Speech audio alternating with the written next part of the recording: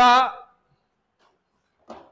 विचार है, दुख और परेशानियों का सामना करने के बाद व्यक्ति अधिक विनम्र और ज्ञानी हो जाता है।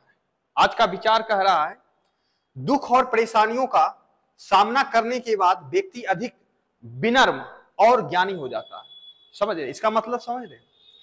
इंसान के पास कभी कभी देखे होंगे बहुत दुख आ जाता है, बहुत परेशानी हो जाता है, चाहे वो आर्थिक हो, सामाजिक हो, पारिवारिक हो या कैरियर से संबंधित हो।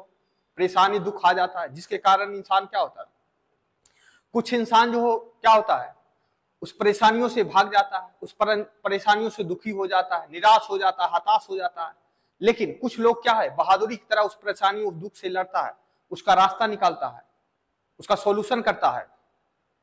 समझ गए ना? जब आप किसी आपके पास जब दुख आए, परेशानी आए, जब आप दुखी हो जाए, हताश हो जाए और फिर भी आप उस परेशानियों, उस दुखों से निकलने के लिए रास्ता खोजेंगे, तलाशेंगे, किसी और से सलाह लेंगे, तो आपको क्या होता है, अपने आप को उन्नत करने का, ज्ञान बढ़ाने का जो है मौका मिलता है और परेशानियों से लड़ने का सामर्थ्य मिलता है। समझ गए?